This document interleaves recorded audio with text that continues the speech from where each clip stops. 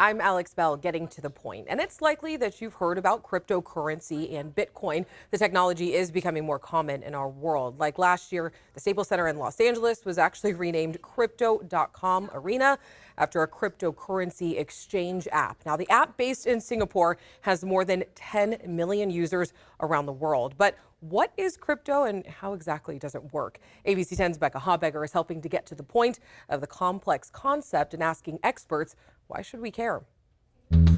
What is cryptocurrency? Well, cryptocurrency is digital money that can be used as a secure form of payment, nice and easy. So cryptocurrency is just a currency like a dollar or a peso or a euro. The difference between cryptocurrency and the dollar that you'd have in your wallet is that it only exists digitally. They don't make any paper copies, and it's not issued by a government. It's issued by the currency. So if somebody's willing to accept it to trade and barter for goods, it works just like a dollar or a euro. You're essentially purchasing something that is completely digital. And honestly, today, most of us don't transact in cash anymore, right? We do have paper money that exists, but most of us use credit cards or we make transfers with our online bank accounts or something like Venmo. In the financial world, we actually think of cryptocurrency as a new financial asset class. You might be familiar with other asset classes like real estate, stocks and bonds.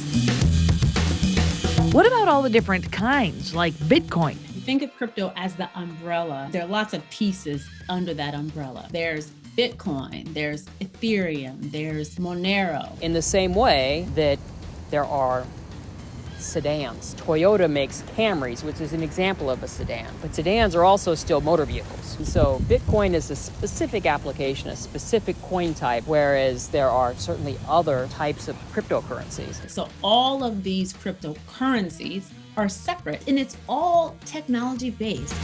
How do these cryptocurrencies work? All of these, whether we're talking about Bitcoin, Ethereum, Shiba Coin, you might have heard about NFTs or non-fungible tokens. They all really use the same technology. We call it a distributed ledger. We're used to like a centralized ledger where I can keep track of things. So if I were to ask you, how much money do you have?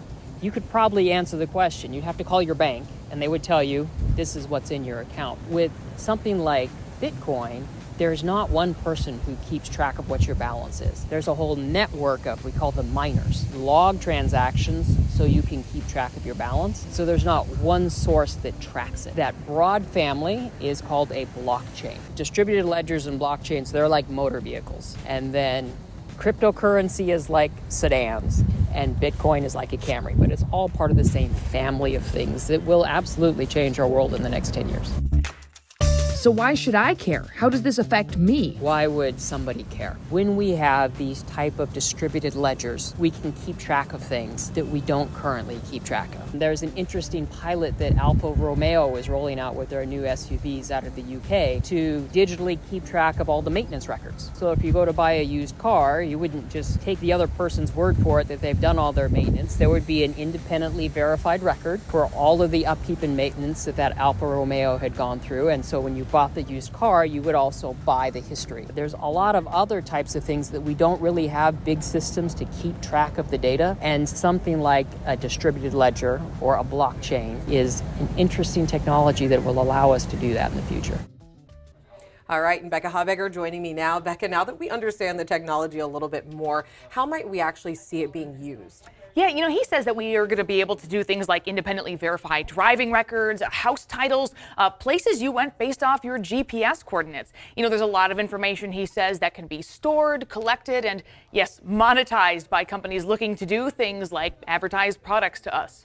I think a question a lot of people might have at home is, are there some ethical concerns with that? Absolutely. He brought that up too. He said, how much data are we willing to allow to be collected, and what type of decisions are okay to be made based off that data? He says we should be talking about those ethical questions now before we start going down like an unexamined path with this new technology, as we have in the past, he points out.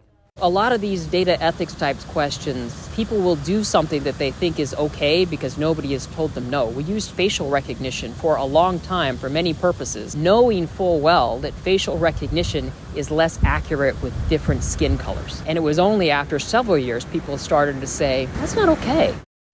Yeah, so Alex, we've learned that some new technology can come with blind spots, so that's why he says we should be talking about these ethical questions right now. and we are continuing to follow this topic. So if you do have a question for To The Point, all you have to do is just email us at tothepoint@abc10.com.